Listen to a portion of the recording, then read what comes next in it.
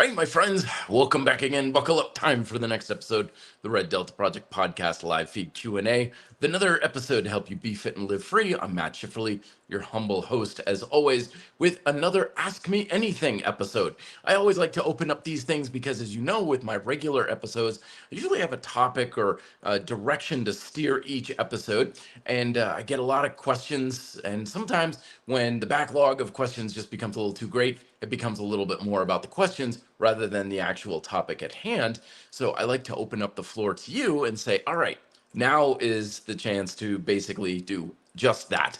I don't have necessarily any specific topic to address today, but sometimes these things can really go in a certain direction, particularly if everybody starts getting inspired by previous questions. They can definitely get about a certain topic, things about like, what about working around skinny fat? What about building muscle for hard gainers? What about working out successfully at home, especially if you've been working out in a gym? Lots of different questions out there in the ether. And this is a ask me literally anything kind of question. If you want to ask me about what my favorite type of cheese is, by the way, it's Vermont cheddar, anything goes with these sorts of things. So before we jump into the comment section and stuff, and the thing that we want to be addressing is any other questions on Instagram. So you can be checking out the Red Delta Project Instagram, ask me questions there, and I can certainly get to those. We'll be looking at some of those today as well. So Cleric for Life coming on first, hot and heavy, saying, yo, the assist dip and pull-up is the best thing in the gym.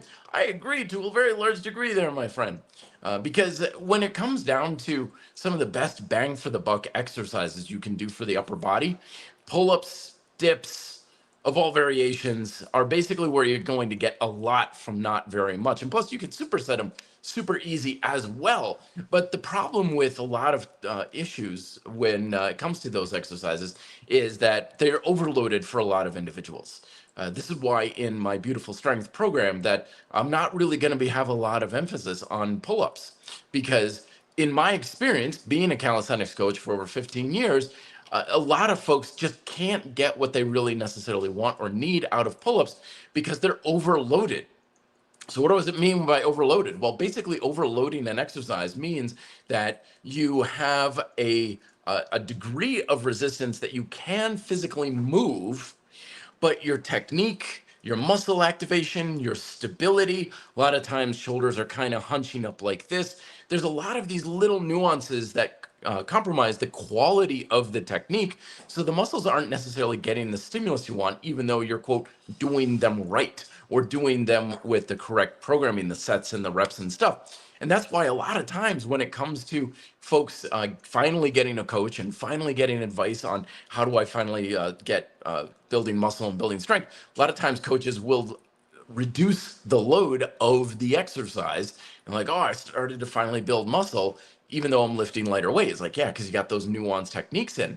But when it comes to calisthenics, a lot of times we get caught in what I like to call the calisthenics rut, where mentally or even emotionally, we have this reference of how an exercise is like supposed to be done, the standard way to do something. And this is a huge mistake when it comes to calisthenics, because we adjust the resistance of the exercise through our technique. So if you have a standard technique that you use, well, that's kind of like saying, okay, the standard bench press is 135 pounds, a 45 pounder on each side. Well, what are the chances that's going to be the appropriate load for you? What are the chances that's even going to be the appropriate load some of the time? There are certainly plenty of instances where you should be lifting lighter than normal. There are plenty of instances where you should be lifting heavier. But if you get kind of pigeonholed into a certain level of resistance, and then you're missing the mark much of the time. And that happens all the time in calisthenics. So the assisted pull and dip machine gives you the opportunity to more easily adjust the resistance because you have assistance, but also you can just throw in a dip belt. Most of those machines have a way that you can remove the assisted, like you're usually kneeling on a pad or standing on something. You can move that out of the way. It usually folds up into the machine or something. And now you can have a beyond body weight for those exercises. So I fully agree, Cleric. It's fantastic for that sort of thing. ELL coming on saying, Matt, what for a mountain bike do you have? I've had a lot of different mountain bikes in the past. Currently, I am riding back to my roots with Rocky Mountain It's a Rocky Mountain Element. I believe it's an Element 50, pretty much a full XT setup, standard Fox 34 shocks and so on. And it's great. Basically it's kind of like a good bang for the buck kind of ride. Carbon frame, very basic components to it, XT brakes and everything, and it works extremely well. And that's, like I said, going back to my roots, because I used to race Rocky Mountain back in college. I had an old Rocky Mountain Blizzard, the old steel frame hardtail, and man, that sucker cornered like it was on rails. So I used to have a Yeti SB 115, and that was kind of a bit of local pride. I didn't have it very long because it got stolen fairly quickly when I moved into my new apartment complex. And so when I was looking for a replacement bike, my buddy was like, why don't you just go back to Rocky Mountain? That's what you rode back in the day. You were always happy with it. It was fantastic. And yeah, he was totally right. Not to mention the fact that he also has the same bike. Joseph Bello saying, hello, Matt. Is it necessary to be sore the day after a workout for muscle growth? Absolutely not. In fact, in many ways, you could make the argument that it's better not to be sore after a workout. So put a pin in that, but just, is it necessary? No. In fact, a lot of times the research out there shows that they would take two groups of people. Some of them they would push to a level of exertion where they'd be sore. Some of them would not be sore, and the amount of muscle growth was pretty much identical between the two groups. But the reason why I say it's probably better if you're not sore is, think about it this way, is when you subject your body to a stimulus, okay, you're also imparting stress and, to a certain degree, damage to the muscle. Now, the old rhetoric that I used to echo like everyone else back in the day, 20 some odd years ago, was that your muscles grow because you damage them, and that you have the repair, muscle protein synthesis and all that, and you have super compensation, and that means you build back just a little bit more than before, and that repeated over time is how you get bigger and stronger. But now that is not necessarily the belief these days. We're not saying that damage isn't part of the process. It may be, but probably not nearly to the degree we think, because there's certainly plenty of examples of people who experience a lot of muscle damage with zero growth. Case in point, like endurance athletes, marathon runners, if muscle damage, muscle tearing of the muscle fibers was the stimulus for growth, marathoners should have the biggest legs of everybody out there. They should be bigger than professional bodybuilders, but that's not the case, of course. So now the idea that muscle damage, which is why we get sore, is not as heavily correlated. It may not be that much of a part of the muscle building process. And why I say it's probably better if you're not is because, think of it this way. When we're trying to build up our body, we're trying to basically progress our abilities. We're trying to go above and beyond what we currently have. And so when you damage yourself, you have to put forth a lot of energy and resources, physiological resources, to repair your body, not progress it. It's kind of like if you had a Honda Civic, and you had this brand new Honda Civic, and you're like, dude, I've got $30,000. I'm going to soup it up. I'm going to improve it. I'm going to make it faster. I'm going to make it look better. I'm going to get some cool decals on it and stuff. And on the way to the performance shop, you get in an accident. And then you're like, well, now I got to use a bunch of that money to fix my car that would have gone towards upgrading my car. So then you put all that time and energy into it to fix it. And now you're like, well, now I've only got $5,000 left, so I can not really upgrade it all that much. That's kind of, in a way that you could look at it, is if you're sore and you're debilitated and you're really beating yourself up, you got to put more of your nutrients and your energy and your muscle protein synthesis towards building your body back up rather than building it up beyond where you are now. So soreness, I'm like anyone else. It's satisfying. It's like, hey, it kind of feels good. Means that I worked it. Yes, absolutely. But if you do a workout and you don't necessarily feel like you got wrecked the next day, that actually could be a very good thing. It means that your body's now more resilient and it's more open to a progressive stimulus rather than just a repair stimulus. Very, very good question. Angelo coming on saying, hey, Matt, you talk a lot about the importance of motivation. Absolutely. But do you think there are situations where you should force yourself to do things you don't want to do? Very good question, Angelo. So one of the things that we need to get a realistic beat on about that is that we think often that it's a black and white thing. You either want to do it or you don't want to do it, right? And that you should have the quote discipline to force yourself to do things you don't want to do. But the reality of the situation is that our desire to do something is always often mixed with the desire not to do it. Okay, let me give you an example again from the old world of bike racing, right? The first year I raced mountain bikes, I did 22 races that fall, that summer and fall, 22 races. 18 of them were not in the rain. Okay.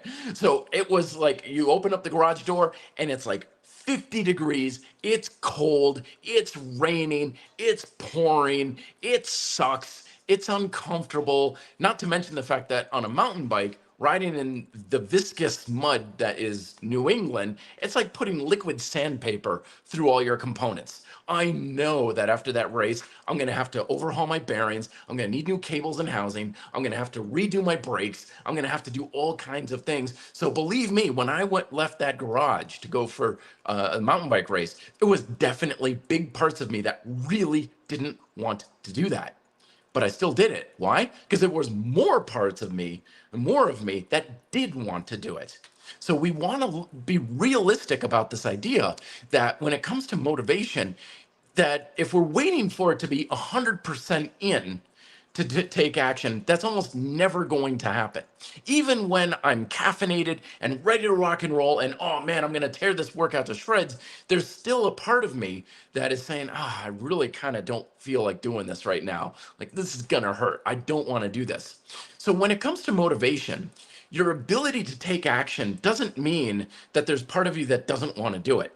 It means that there's more of you that does. And when we start losing motivation, that's when that balance is starting to tip more in the direction of, okay, now there's more of me that doesn't want to do it and there's less of me that does. It's a percentage sort of thing. So there's always going to be, people are like, there's times when you got to make yourself do it. Absolutely 100%. But if you are taking action, know that there is definitely still a part of you that wants to do it to some degree.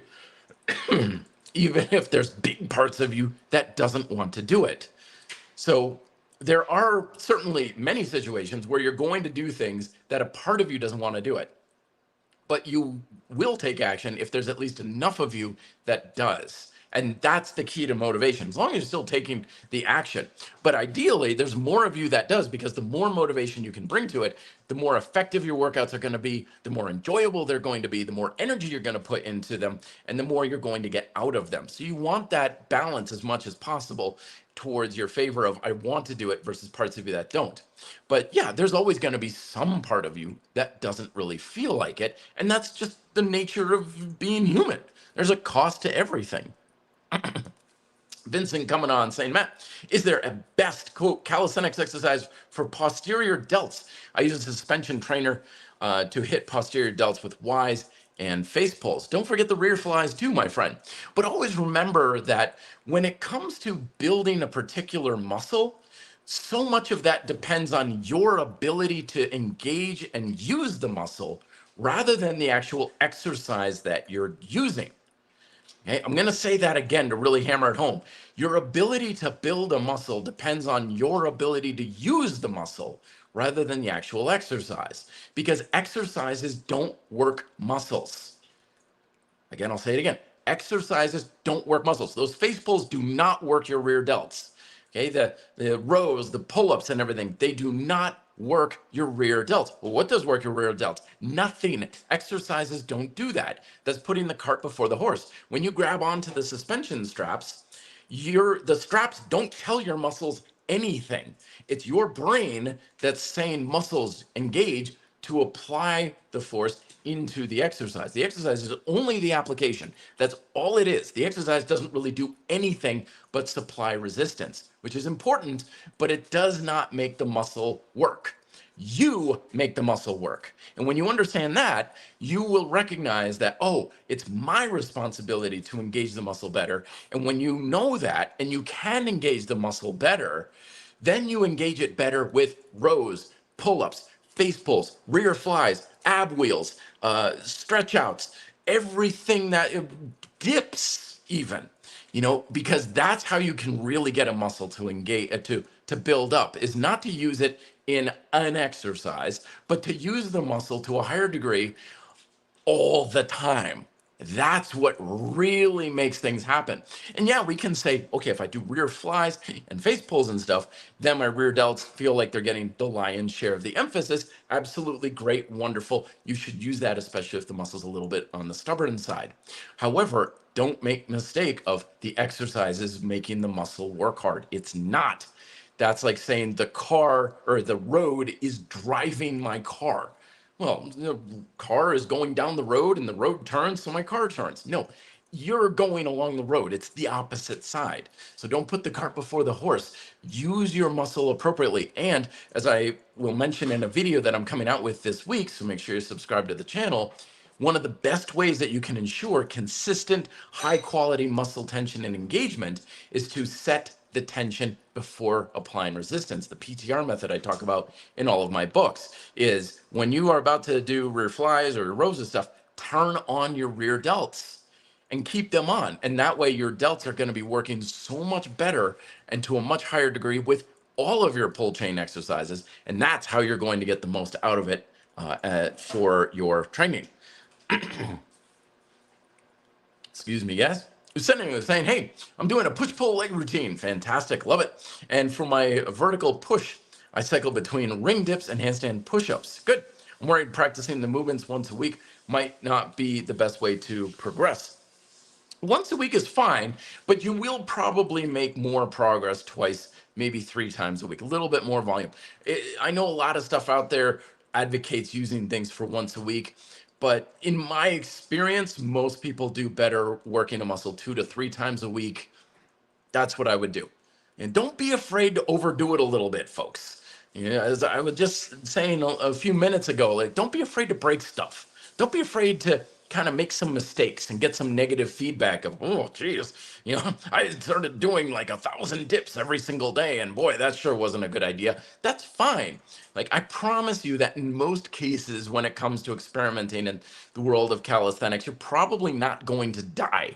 You're probably just going to experience, okay, performance is going down a little bit. I'm starting to feel a little soreness in my wrist from that. Okay, I don't think this is the right path. So don't be afraid to overdo things a little bit and see what happens. Because a lot of times it'll be like, oh, wow, I didn't really think that was going to work, but holy smokes, that was the best thing I'd ever started doing. And that's a very good way to level things up. And he follows up saying, should I ditch one or keep both? I would definitely keep both there. The handstand push-up, the vertical pressing movement, is unique enough in the push chain that it complements push-ups or dips, which are basically about the same thing, very well. So I would keep both if I were you. Len Dog saying, hey, Matt, what's the next book do? Beautiful Strength. Looking forward to it. My apologies there, Len Dog. I've just not been able to get dialed in on it as much as I would like to. My life has been extremely full and busy over the past summer. I wanted to get it out, believe it or not, by now, but it's just I've got a lot on my plate. But trust me, like every day, not a day goes by and I'm not thinking about it. But the good news is that I'm still doing a lot more gathering of information, and it's going to be turning into a much higher quality approach and book towards building up your aesthetic physique through calisthenics than what I was originally going to put out. So I promise good things come to those who wait, my friends. And I'm going to be getting much more serious about putting it out pronto. Stay tuned for updates as events warrant. Larry, it's good to talk to you, saying, hey, Matt, what are your thoughts on those who have strenuous manual labor jobs? It's hard to get into a tough workout, but I notice I have energy for a high volume workout when I'm off. Yeah, so the thing is, though, folks, when we're having a manual labor job, we've got something that's taking a good degree of your resources. A lot of your time, a lot of your energy, a lot of your focus and stuff. And you want to have lifestyle habits that help you harness or promote as much of the resource as possible. Quality food, getting good sleep, not having too much stress in your life, these sorts of things, right? This is textbook stuff. Stay hydrated, don't abuse drugs and alcohol, that sort of stuff. But the fact of the matter is, we all have things in our life that are taking resources up, a good degree of our energy up. You could have not a manual labor job, but you could have a desk job that is killing your back, or something that is so incredibly stressful that at the end of the day, the only thing you want to do is open a beer and mindlessly watch the TV. So we all have these influences in our lives that can seemingly take away from our workouts and our training. So what do? Well, as always, as I explained in my adaptive training Bible, you just keep doing what you can with what you have. But Matt, I don't have much time. I don't have much energy. I don't have much motivation. Okay, fine, great. But do what you can with what you do have. Well, all I can do is maybe a 15-minute workout, and I'm not really motivated to push myself that much. Wonderful. Get some light push-ups, hang from a pull-up bar, stretch yourself out, do these sorts of things just to feel good. Do what you can with what you have, and keep an eye open for opportunities to foster greater degrees of resources in your life. What can you do to improve your energy? What can you do in your diet to satisfy your appetites more? Get better sleep, removing stressful situations from your life, that sort of thing. So you got a manual labor job. Okay, great. I could certainly make the case that your manual labor job is an asset to your training, that it's keeping you moving, that it's keeping your joints moving, that you're going to be healthier and have more energy at the end of the day than if someone was sitting at a cubicle or a desk job for a regular 9 to 5. So don't think of it too much. Don't let it get between your ears too much of like, oh man, I would really like to be in shape, but I got this manual labor job, but I got this going, but I got that going. We all have something working against us in life. We all have many things working against us. That's fine. Don't fixate on them though. Do what you can to minimize the detrimental effects and maximize your resources as much as you can, realistically, and do what you can with what you have, because you'll probably still be able to accomplish plenty with just that. Angelo, thank you very much for the super sticker. Much, much appreciated, my friend.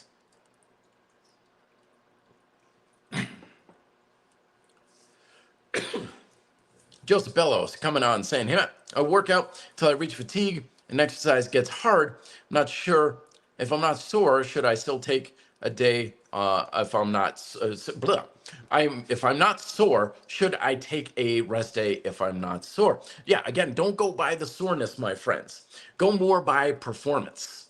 Go by your energy level more than anything else. So if you get down on those push-ups or jump up on the pull-up bar and your muscles immediately are like, oh boy, oh gosh, I'm not feeling it today, then that could be a sign of like, all right, not today, not happening, and I'll put it off till tomorrow kind of thing. And sure, you might need just a few sets to warm up and get into it, and you're like, okay, now I feel good, now I'm ready to rock and roll. But yeah, listen more to your energy level than the muscle soreness. Again, the muscle soreness is much more of a transient, a very temperamental thing that doesn't necessarily mean very much, but your energy level and your actual strength does. Steve saying, I love how you're always positive and upbeat. Hey, you don't know me so well there, Steve. No, thank you very much. How do you maintain such enthusiasm and high energy? Do you have any philosophy of life, religion, belief system that keeps you motivated? Not a whole lot. I mean, you could say that I have like a philosophy of simplicity, if you will, where I like to keep things simple and straightforward as much as possible. That way I'm not stressing myself out. Like, one of the things that I've learned over the years is that a lot of things that make things so hard on us is we just work too damn hard. I was having this conversation with a client of mine the other day, and he's like, gosh, it doesn't feel like I'm getting the results that I should be getting for the amount of work that I'm putting in. And I was like, well, absolutely, because you're putting in way too much work. Like, the way you're approaching your diet, the way you're approaching your workouts, you're putting in far too much work and effort with this. You're really working much, much too hard. And I would say that the simplicity aspect of things is, again, about not so much relying on I'm working hard or how much resources I'm spending so much time, so much energy and stuff. that's not something you want to be focusing on. You want to focus on productivity. Like my book, Beautiful Strength, right? It's taken me months to write that darn thing. Does that mean it's going to be a good book? No. Like, seriously, I could write that thing in 2 hours or 2 years. It doesn't matter. No one cares how long it's going to take me to write that book. But when we don't know what we're doing in life, we often defer to how hard we're working as a litmus test for whether or not we're being productive. Joseph Bello was asking about sore muscles, right? He's like, is that a sign of a good workout or that I should rest? I'm like, no, it doesn't mean what you think it means, kind of idea. And that's it's philosophy that I've really embraced over the past several years. That's helped me out a lot is, don't take pride in hard work. Don't try to work yourself into the ground. Focus more on just what you enjoy and what makes you happy. And don't put your attention towards things that are very detrimental, because honestly, most folks out there, if I had to be honest, are putting way too much of their attention. They're wasting too much of their time and attention on things that just really isn't that important in their life. When we're scrolling on Instagram and putting our opinions and stuff on, things that have nothing to do with us whatsoever, you're wasting so much energy and you're making life so much harder on yourself. And having a hard life is really hard to be happy and upbeat with that sort of thing. So make things easier on yourself by getting rid of a lot of the work that just doesn't need to be done. And that goes a long way at making things a lot better for yourself. And yeah, I mean, the side of me that you see that's positive and stuff, of course, I'm in front of the screen and stuff, but I certainly have plenty of times and episodes where I'm the furthest thing from, when I especially encounter things that are the opposite. Like, it drives me crazy when I'm encountering things that aren't simple. Like, I went to a restaurant the other day and got an email, one of my favorite restaurants in town here. And they were like, hey, would you like to give a review? And I was like, oh, hell yeah, you guys are awesome. This is great. This is wonderful. Of course, I want to give you guys a review.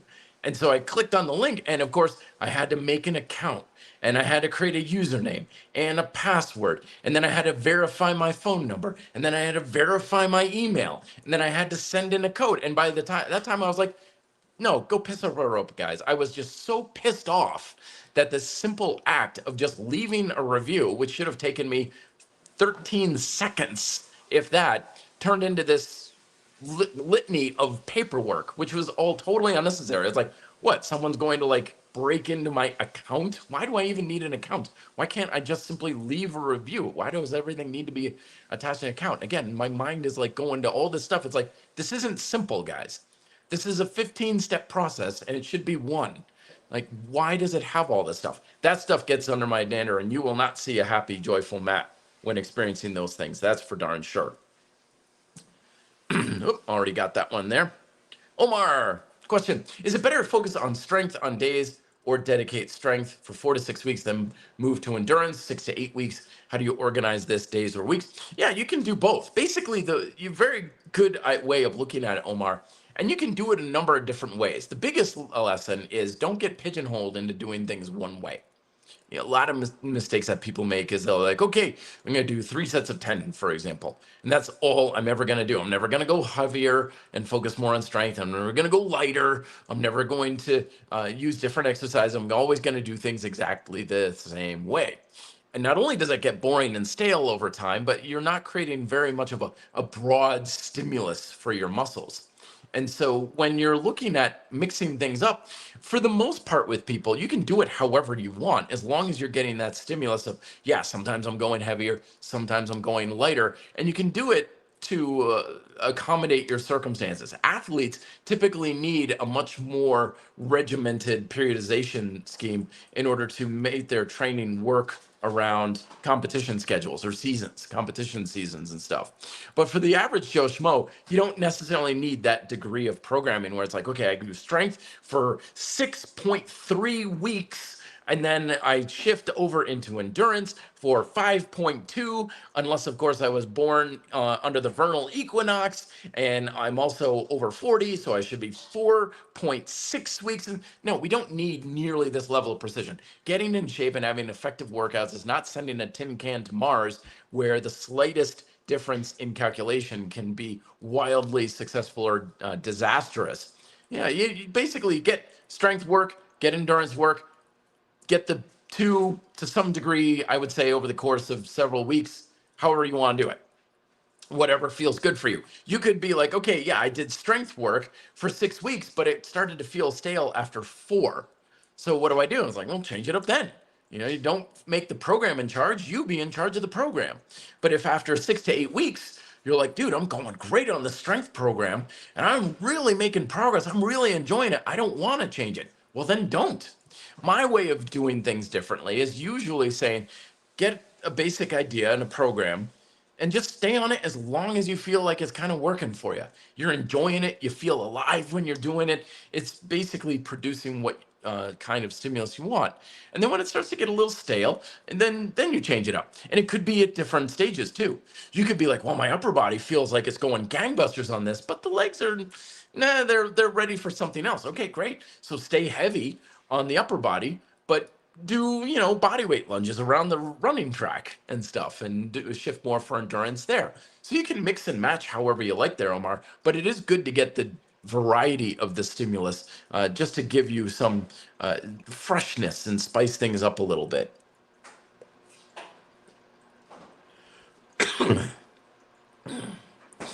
Lendog's following that up, saying, hey Matt, with a flexible approach, not following specific programs, how does your exercise regime change over the year? Pretty much just on a case-by-case as need be basis. So it doesn't really change a whole heck of a lot for any particular reason other than, okay, right now I'm super, super crazy busy. So I may only hit my legs once a week just because that's when I can do it, when I'm thinking about it. Or during ski season, I'm like, oh man, now I've got all kinds of time and I've got the energy to do so. I'm going to do it 3 times. My workouts, they're not consistent from the standpoint of my program. So it's always changing. It's never on a very solid, consistent kind of schedule. And, in the past several weeks, things have been really kind of helter-skelter as far as my regular daily routine goes.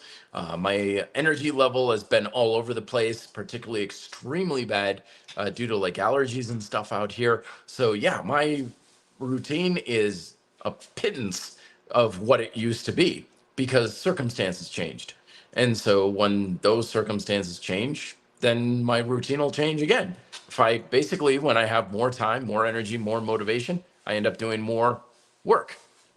But if I don't, then I do less. And that's generally how things change over the time, is I basically do what I can with what I have. So when I have less for any amount of time, for any number of reasons, then I don't do as much.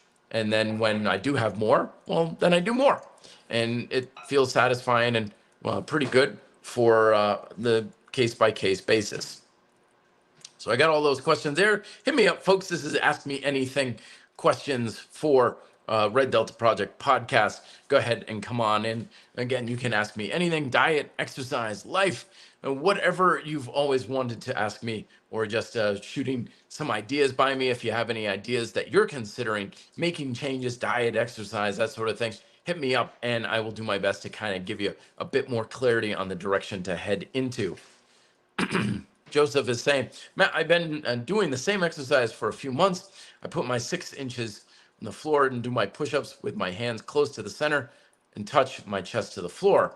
Floor hasn't made a difference. Yeah, don't forget that getting just a little bit more range of motion can make a major difference, folks. Any ideas to continue to progress, Joseph asks. So first off, I would always look to where's your shoulder stability. Just make sure that box is checked so that at the very bottom of your push-up, your shoulders are packed down and back extremely aggressively. And then you're coming up and forward at the top of your push-up just to get that full range of motion. That's the first thing I would look into. But from there, I would say you could probably start looking into more unilateral kind of stuff. So you got your hand underneath your chest, so the other one can be out just a little bit. So you got more weight on a single arm. And it doesn't need to come out a lot. A lot of times when people are doing push-ups and they're like, okay, unilateral stuff, they go right to one arm push-ups, or they go to like archer push-ups with their arm is way out to the side and stuff. It doesn't have to be that. You can literally be like, okay, this is my close push-up, and then I do it with one hand out like this, and I'm leaning just a little bit more onto one side. That's the next place that I would start progressing, is put more weight onto a single arm.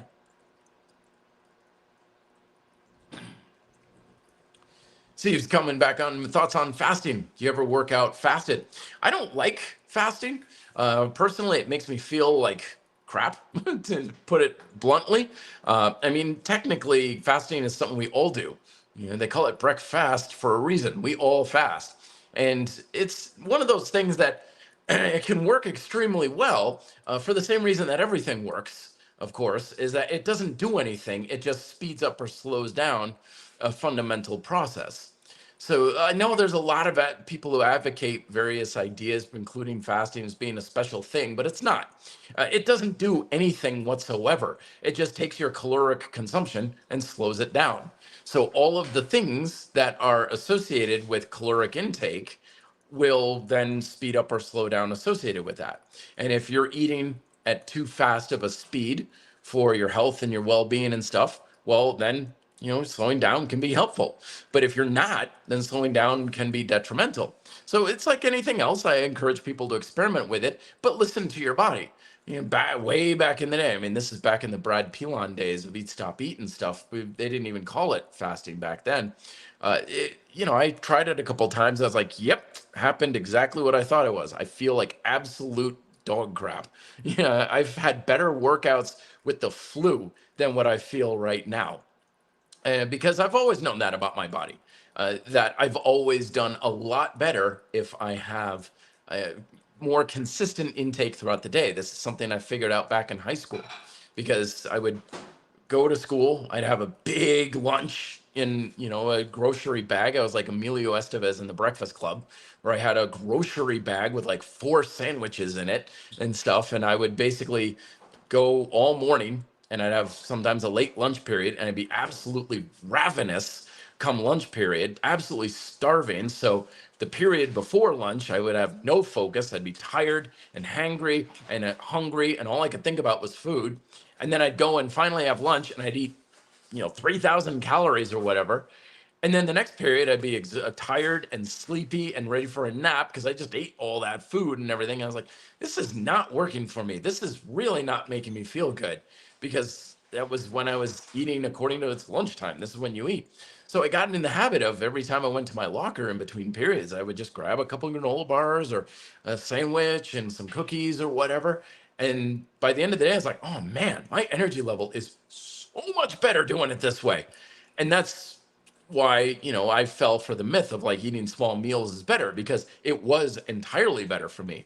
So that's the way I've always eaten. And even then, I experimented, like, oh, I'll try this fasting thing a little bit and see what happens. And it was catastrophically bad.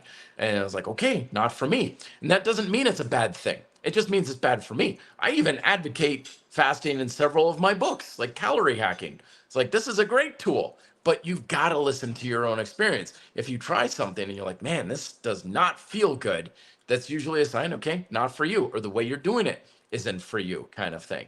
And even now, like out here, I'll sometimes, if I'm really busy with clients, I won't get a chance to really have lunch or something. And so by the end of the day, if I have dinner or something, I'm like, I can tell, like, that was not good for me. Like, my energy is lower, my resiliency is lower. Sometimes if it persists enough, I know that my immune system is weaker. I'm more likely to get sick, to get burned out. It's very, very, very bad for me, for sure. It's never produced anything beneficial to me, because I'm not overeating. So it's the benefits that you're looking for. So you want to pay attention to those. So Abraham says, my opinion, fasting has more mental benefits than physical. So listen to that as well. My end of things, it was terrible. Like, you could put 2 plus 2 in front of me, I'd be like, what? What is this? 2 plus 2, what is that? Potato? What? Like no mental clarity whatsoever, kind of thing. So you got to listen to that. But if you try it and you get better with it, then there's your answer, kind of thing. I was mentioning this to a friend of mine the other day, and I was like, the best sign that what you're doing is good for you is it enhances your energy level, your mental, your emotional, your physical energy level. If you're changing something about your diet and exercise habits, and you're like, dude, I feel great, I feel amazing, I feel really good, and it stays that way. Two, it's not just, oh, I feel great because I'm losing weight or whatever, and you're getting like a dopamine release. But if it enhances you, then you're on the right track. But if your diet is like, I feel lethargic, I'm tired, I'm hangry, I'm losing focus and stuff, that's a sign your diet is not healthy.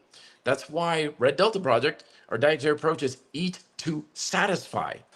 So the bottom line is fasting going to be an easier way for you to be satisfied with your diet? Are you going to satisfy your four fundamental appetites better with fasting? And if that's the case, then great. But generally, in my experience, is that any type of restriction you put on your diet is just making it harder to satisfy those. And anything that makes it harder to satisfy those, it just makes it harder to have a healthy diet.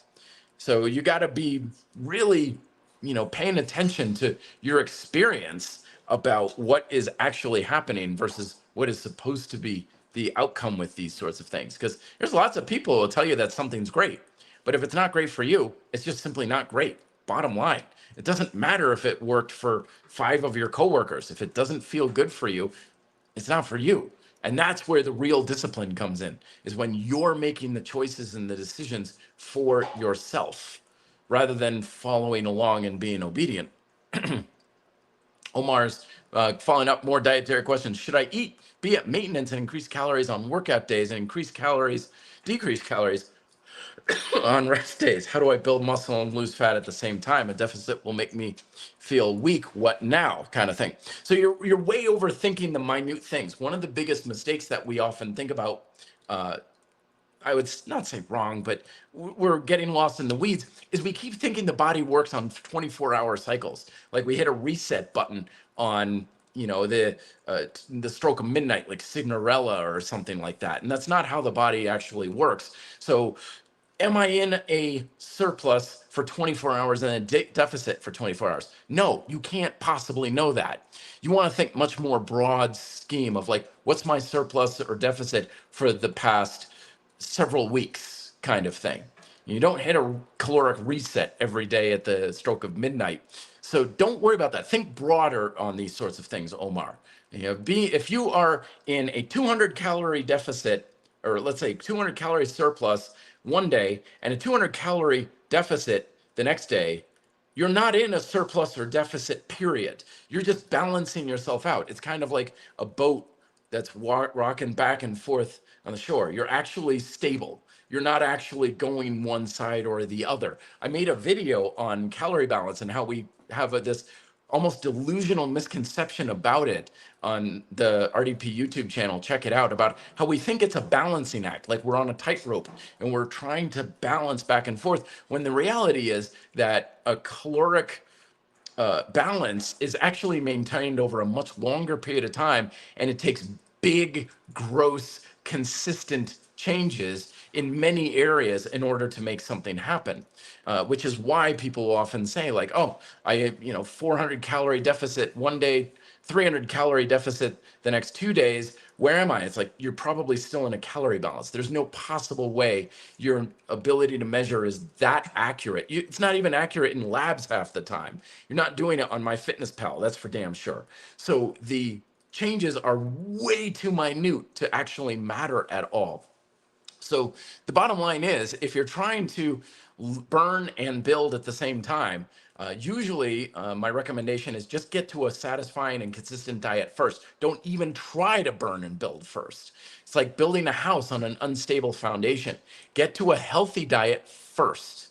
And that's the big mistake a lot of people make, is they're trying to have a caloric deficit, or they're trying to build muscle and their diet's just not healthy. And if your diet's not healthy, good luck with either of those. So, get your 3 Ps in a row. Start off with a very consistent dietary approach that you can maintain. Breakfast, lunch, dinner is always a good place to start. Have plants and protein at each meal, portion sizes to satisfy your appetite, cut back on a lot of the luxury calories, beverages, junk food, that sort of thing. So get there first. Do that first. Don't even count calories. Don't even worry about what you're eating just yet. Get there first, because that alone may very well take care of you. You don't even need to go beyond it. And then after that, you can start to play around with cutting back a little bit. And you mentioned, getting, deficit will make me feel weak. Too much of a deficit. Too much of a deficit if you're there, because you can build in a deficit. Science has proven this many times over. You can do it. It's slower, it's harder, but you can't be in very much of a deficit, only a few hundred calories or so. So it is possible. But usually when you're trying to build your muscles up, that takes calories, that takes energy. That's why often people are like, oh, muscle and fat, they're like opposing forces. I'm like, no, they're complementary forces. The more muscle you're telling your body to build, the easier it should be to lose body fat. So focus, I would say, on being active, get out, burn calories, just being active in any way that you like, work out, focus on building muscle, and eat to satisfy first. And then once you've got that for, I would say, 5-6 months, then we can make minute changes and adjustments and see where things are. And he follows up saying there are many formulas out there, calculating calories and macros, which is best. It's complicated. I said, don't worry about it. Don't worry about it. Most of them are going to be a waste of your time anyway. Most of them are just going to get you in a general ballpark, which is what I just gave you to a large degree anyway. Remember, calorie balance is ridiculously hard to measure and get right. It is absurd. I mean, in order to really do this well, you have to go into a lab where you are locked in a very small room and they are measuring your body heat. They're measuring your CO2 output. They're measuring nitrogen in your urine. They're measuring caloric content in your feces. They are literally preparing every gram of food you're consuming and making sure that you are licking your plate clean. It's that type of lifestyle that requires somewhat of decent calorie measurement. So that's why I say, don't even bother with it. Don't even bother with it. It's not worth the hassle. Get to a stable place with your diet and your activity first. Then you can make adjustments and changes, like with my book on calorie hacking over at Red Delta Project, that you can do where you're in a very purposeful, very noticeable caloric deficit for several days, maybe a week or so. Chunk out a good degree of calories and fat out of you, and then you go back to maintenance, and you do that several times over if you need to lose the body fat as a whole. But often when people start really packing on the heavy strength training and building muscle, they often find that whatever they're trying to lose for body fat just kind of starts taking care of itself naturally anyway. Steve is following up saying, I recently heard on a podcast that dips aren't great for building the chest. Sure, right. Which surprised me, as I thought they were. They absolutely are. I've since started doing more push-ups. What do you think of this? Push-ups are dips, my friends. Remember, again, the ability to build a muscle depends on you, not the exercise. The exercise is merely the application. If you draw a really ugly cow and you blame the paint and the canvas for how ugly the cow is, that's what happens when people are like, I did dips and didn't build my chest. If you do dips, you're not building your chest. It is your fault. It is not the exercise. I know plenty of guys, hell, the most gains I've ever made in my chest were from dips by far, by far. And it's how you do it, how you're engaging your chest. If you do dips and you're like, I don't feel it in my chest, it is entirely your fault. And you're doing something wrong. Don't blame the exercise. Same thing happens when people get injured from an exercise too. Like, I did dips and it hurt my shoulders. And then we make the mistake of avoiding the dips. I did dips and it hurt my shoulders. I did dips and it hurt my back once.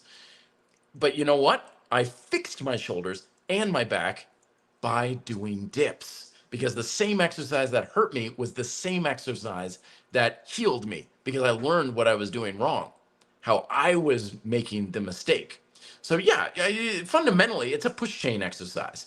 You're getting shoulder flexion, you have adduction, at least for the sake of stability. You're getting extension in your elbows, engaging your triceps and stuff. Fundamentally, it's the exact same thing as push-ups. In a really good, if you've got good tension control, you should do push-ups, then you should do dips, and you're like, yep, they feel pretty much about the same. They feel pretty much about the same, because they are. They are pretty much about the same thing. Same thing with rows and pull-ups. They really shouldn't feel that different. If they are very different, something about how you're using your muscles is different. It's not the exercise. But that's the rhetoric we tell ourselves. Like, oh, if I change this little thing about where my hand position is, that'll make my biceps work harder or whatever. It's like, no, if your biceps are working harder, you're working them harder for some reason. And yeah, there's differences in flavor, but again, don't put the cart before the horse. You make the muscle do the work. If you want to build your chest with dips, then build your chest with dips. An unfolding mindset, a micro workout, should I wait 30 minutes to an hour after eating or snacking? No, it depends on a number of things. Depends on how much you're eating, depends on what you're eating, depends on a number of things. So I say when you're ready to go, go. Rock and roll. No need to put it off or anything like that. Just hit it up.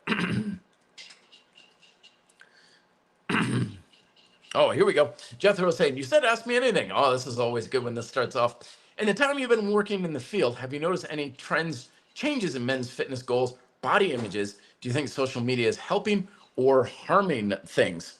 Oh, such good questions. I love that, Jethro. Very good.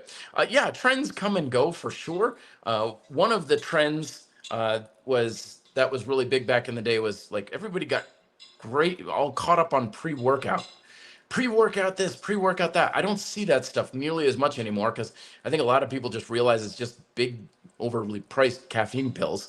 Nitrous oxide was a big thing, vasodilators and stuff like that. So that was a big trend. I'm sure I'm going to probably think of 5 of them at 3 a.m. This morning. I'm like, oh, I got a better answer to this guy's question. But nothing's really coming to mind right now. Functional fitness was the big thing when I was getting into it. Everything had to be functional fitness, standing on balance boards and things like that. Now it's like, everything's functional. That's what fitness is training your body to adapt to the functional demand of the exercise.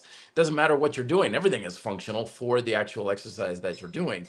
The other things too is, low carb was big back in the day. Now it's not so much that big of a deal. I know a lot of people still get nervous about carbs, or particularly like about a particular kind of carb. Low fat was also very big back in when I started out. Now that's hardly the case at all. A lot of times I'll come across a coach and he's like, everybody says it's about low fat. Everybody is going crazy about low fat. I'm like, what are you, from the 90s? Like that kind of faded out 30 years ago, man. You got to kind of catch back up here and stuff.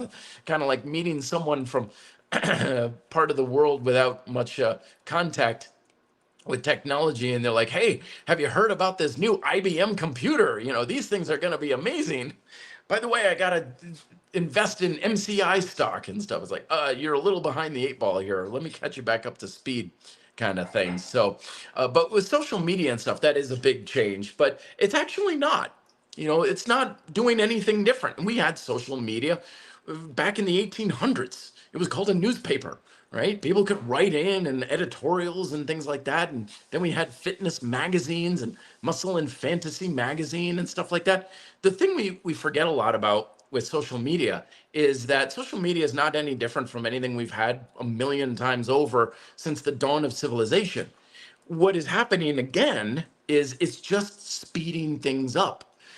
People used to lament back in the day. It's like, oh, people want to look like the people on, they want to look like the models on magazine covers. Now it's like, well, we want to look like the people on Instagram and TikTok. But the thing is, you get one magazine a month with one cover model on it. Now you can literally swipe up with your thumb and get 50 of them within 5 seconds. So it's just the same thing that's always been going on. It's just happening a lot faster. And so our responses to things is happening a lot faster. And it can be good or it can be bad. It depends on how you use it. Again, accept the responsibility to use it in a productive way. I was talking a lot about this in the episode last week, where I was like, your ability to benefit or be hurt by social media is your responsibility. It's not about social media. And yeah, if you're younger and you don't have the wherewithal on how to do that, then yeah, we need to teach our kids how to use it in a responsible way, because it can be very bad. It can be very detrimental, but we need to know how to do it in a responsible way. It's like eating candy bars. And candy bars can be perfectly fine in a healthy diet if you know how to eat them in a healthy way. And telling people don't eat them or they're fine, you can eat as much as you want, is not going to be a helpful message for folks, because it's throwing out the baby out with the bathwater. Blue K is saying, what's the best way to progress iso sissy squat to fix a knee? Well, if something's wrong with your knee there, Blue Arcade, get it checked out for sure. You don't know what's going on in the joint there. Get it looked at so you know what the problem is. That way you can get it fixed. I mean, I'm going to a doctor to finally get a big toe issue that I've had since I was 15 looked at next month, because it's like, yeah, I can try and figure it out, but it's been over 30 years at this point. So I'm not going to figure it out. I'm going to go to an expert and see what I can do about it. So see if you can get taken a look at. And also, if there's a knee issue with that, also make sure your glutes are on, because a lot of times sissy squats and knee issues are indicative of a lack of glute tension. So that can be a progression as well. Austin, a couple last ones finishing up. Do you have any ring push-up PRs like weighted numbers or body weight for max? No, not really. I will usually do what I can with what I got. Usually I'm doing a lot of like archer style ring push-ups and stuff like that. And I usually like to make it nice and hard, usually working 6 to 8 repetitions on those sorts of things. That way I'm really still focusing on the strength of things. Abraham saying people focus too much on diet. If you're feeling good, energetic, and progressing with your exercises, either more weight reps or even time, you have a good diet. No, yeah, I would say that's a good approach to have there, Abraham. Diet should also progress too.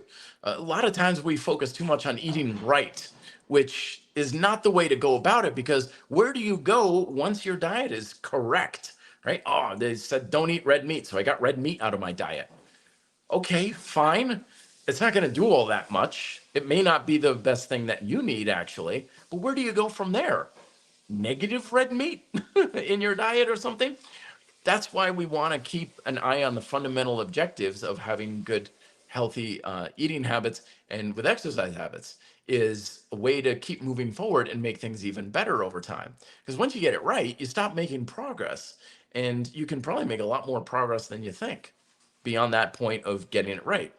Steve is following up. Love all your stuff coming in, Steve. Great questions. Matt, any tips for warming up and working out first thing in the morning? Been going to the gym 30 minutes after waking up. I find it takes me a lot of time to warm up and get into the flow. Yeah, you've been sleeping and stuff, and it depends on your current condition too, of course, that you want to be able to make your body used to it. But remember that when it comes to warming up, you want to have a warm up that is also progressive as well. The good litmus test of how effective your warm up is it getting you ready for your activity to come? It's how well is it preparing your body to be good cold, right? So if you're saying, oh, if I warm up for 30 minutes, now I can get into a deep squat. Well, if your warm up is really effective, eventually you should be able to do a deep squat without anything, without any preparation at all. So the best ways to warm up, though, is to usually just get a lighter version of what you're about to do. A lot of folks waste way too much time on pointless, needless warm-up activities. They're like, okay, I've got this mobility routine that I do, and then I run 2 miles on the treadmill, and then I've got the foam rolling, and then I've got the jump rope that I do, and then after that, finally I can do pull-ups. It's like none of that got you in the slightest bit ready for pull-ups.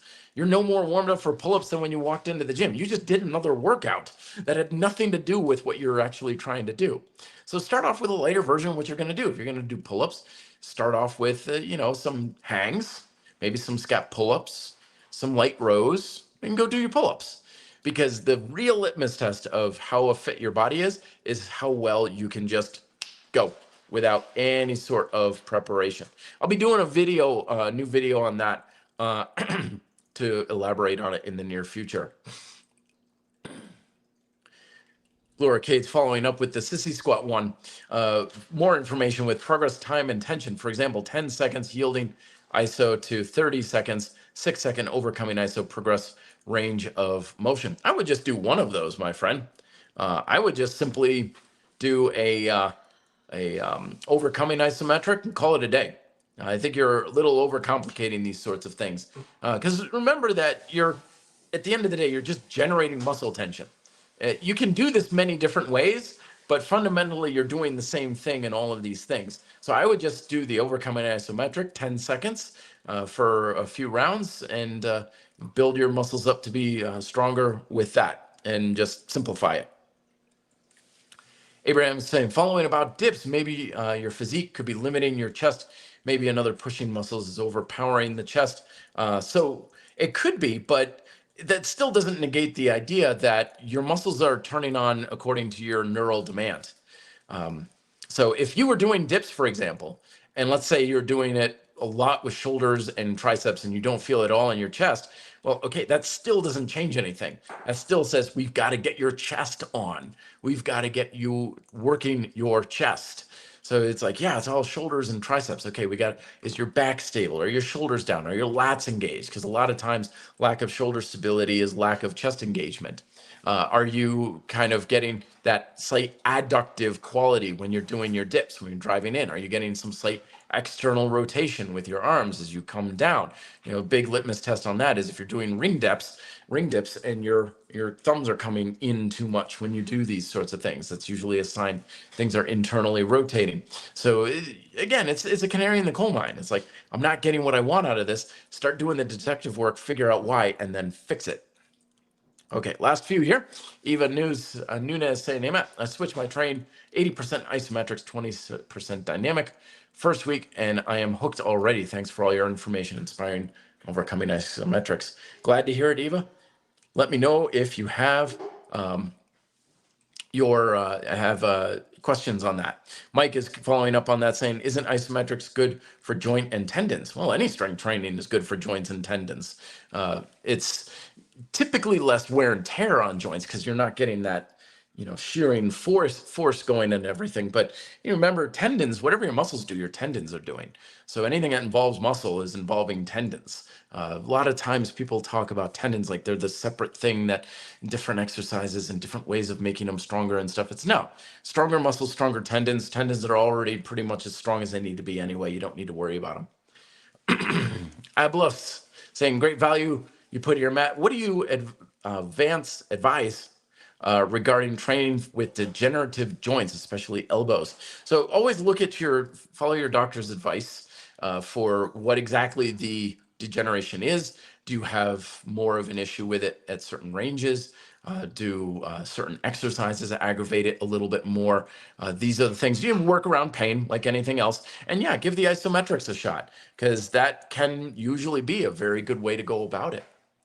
Kivik is saying, what kind of workouts would you recommend for someone with young onset Parkinson's disease?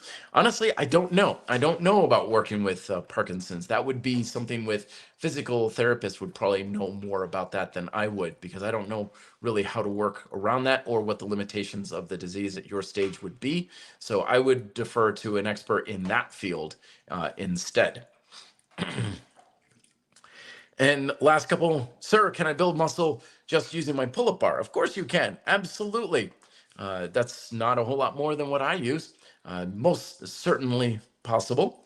And finally, last one, your opinion, strength, the elbow joints using high rep curls for injury prevention when progressing to one-arm pull-ups. So yeah, don't worry about injury prevention so much, folks. When we get better at engaging musculature, we get better at utilizing force through our body, and the joints and everything in injury prevention or safety naturally is a result. Usually when our joints are under a lot of stress, that's a sign that a muscle somewhere isn't doing its job. So when we get the muscles stronger and using more cohesive tension throughout the chain, injury prevention is naturally the occurrence from that. And it's not because we're preventing injury, it's because we're just building resiliency. It's kind of like you don't have to worry about being broke when you have really good financial growth. It's the same thing here, is when you build more resiliency, you don't need to worry about, quote, injury prevention. That doesn't mean that you can entirely prevent injuries, of course. You can have the most resilient body in the world, step off a curb and still turn your ankle.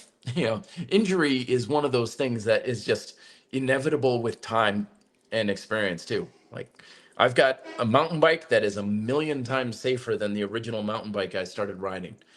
And I'm still going to crash and I'm still going to get injured from it at some point, I'm sure. It's just, you can't get the risk factor down to zero, but you can certainly keep reducing it, which also comes with better results. All right, folks, I'm going to step off and off. Thank you so much for coming in with your questions. Don't forget the audios for these are always posted in the podcast directory of your choice later on during the week. Don't forget to sign up to the Delta Digest over at reddeltaproject.com. Link is down below to learn the 9 laws of building muscle with calisthenics training. It's an audiobook and audio coaching session and ebook bundle free to you for signing up to the Delta Digest, which is my weekly newsletter. I will talk to you folks next week. Till then, be fit and live free.